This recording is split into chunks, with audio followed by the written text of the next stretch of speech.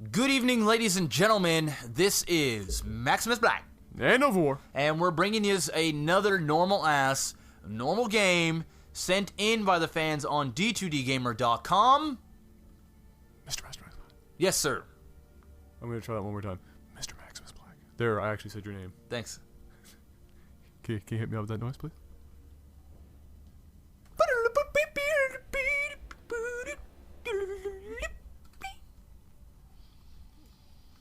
Alright. I wasn't sure if you were going to keep going with that. I actually kind of backed away from the mic a bit. That's all I got. Alright. BigJ. Bottom left, BigJ. Top right, GrorkZ. So this Z for all of you other peoples. PVZ, and there is a probe in the base. This is a normal game, so I don't think there's any cheeses, but you never know. People say games are regular, and the next thing you know, it turns out to be a cheese. But hey, that's not all bad, because really, if you applied that to real life, and let's say somebody handed you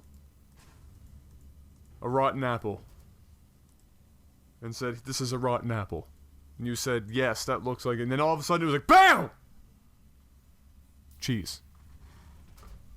Wouldn't that be the greatest thing ever? mission complete! Wouldn't that be the greatest thing ever? Can you imagine that? Oh, it would be pretty It's stellar. like the Midas touch, except everything you touch turns to cheese. Instead of wine? Is that what Jesus did? Yes. Yes. And fish. And fish? And bread. Okay. I just think wine. Because why not? Would you rather... So, okay, if you had a choice. Well, cheese and wine is great together. But, if you had to choose... Between cheese and wine? Between, if you touch something... Ooh. And boom... Ooh. Would you go with cheese? And be infinitely constipated? Or wine? And be infinitely hungover and drunk? Hungover and drunk. Alright, that's what I thought too. Okay. It's pretty good. So, what's happening? Just a gateway and a core going down for BigJ. It's kind of weird that he's sort of walling off against the Terran. A lot of people make this mistake. You really don't need to do it. Also, why is the cyber core all the way over there? Well, I guess it really doesn't matter, because... Where is he going to block? I don't think he's actually trying to wall off fully. So he's just... Maybe just putting his buildings in the front. Inviting the Terran in, well, like a welcome mat?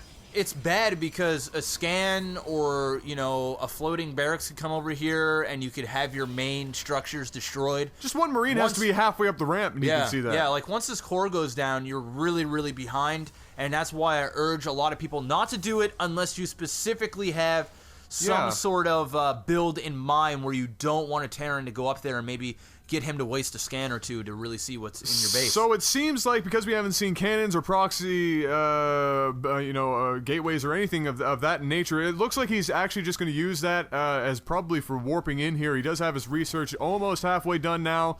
And you know what? I haven't actually seen that happen in a while, where somebody puts a pylon in so early and then just use it, not as a cheese, but as a legitimate, just, I'm going to leave this here, and then at some point in the game, this is going to be hell of crazy handy, and warp in some units. I haven't seen that in a while. Well, you know what? Why not? Why not build your pile on there? Use it! Yeah, exactly. When it's there, put it down as soon as possible. The only danger, of course, is that if he did see that early on and got rid of it, you can get supply blocked from it, and it can actually do a lot of damage to you in the early game. And it looks like we have a couple of SCVs going down here with a couple of Marauders and a Marine. 2 Marauder, 1 Marine.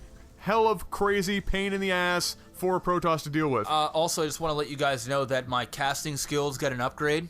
I learned that if I click the middle button, it's like a camera pan. You didn't know that? I did that for when I used to... You like that smooth?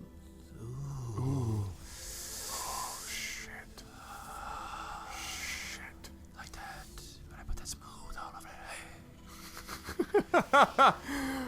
See, this is what I'm talking about. Bunker! Having all your Oh, sentry! Oh! Force field? Dude! Force field? Dude!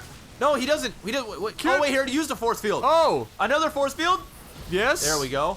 Unfortunately, not really doing anything for him.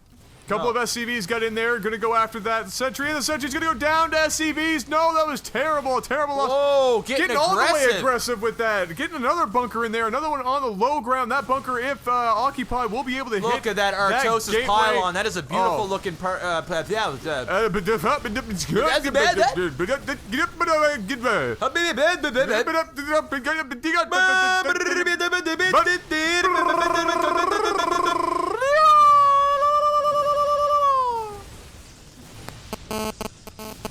Are we done with that now? I don't know. I'm not even gonna say anything. All right. Artosis pylons all over the place, just littering his lawn with Artosis pylons. Sour. That probe thought he was gonna build two Sour. more. He can't even warp in because like, no. his gateways don't have What any is that power. probe up there thinking? Just like what? Here comes the probes. The probes are actually gonna save the day They might. for a short. I actually don't think it's going going to do anything. This guy's actually pretty good at stutter stepping. He's getting rid of probes very slowly, but surely going a little bit slow. Stim warmed up. Oh! Ooh, putting down all kinds of pylons. Why, because why do that the first time around? Yeah. Who wants to do that? Who wants to have power gateways and warp Marauders gates? are just causing hell right now, and then gets out somehow safely. only with 2 and 1 health. Oh, he's gonna get rid of the 2 core. and 1 kills actually. All the no, he's going right for the pylons again, and now taking down the stalkers, warping in. That's the worst feeling in the world. When you're warping units and you're like, yes, I can survive this, and then they say no. And a lot of people don't know this, but attacking a warped-in unit deals they go way faster. Twice the amount of death, twice the amount of damage dealt. Than Well, what I guess you could would. probably just say twice the amount of death. Yeah, well, that too. I think that works. Well, that Marine sour but life. Those pros just went to town. And now they're just sitting there. You They're know waiting what? for death. I'm taking a break. Yeah. I'm good. Who wants to save the day? Not these guys. Well, he still has that pylon there. We're officially witnessing the good old Terran 2 Rax aggression. Yep. And, crappy pylon placements and building structure placements certainly didn't help. Is your downfall here. Now he's just going back down there. He actually can still see that thanks to that bunker being up there on the high ground, going to slowly pick away at that gateway. And you know what?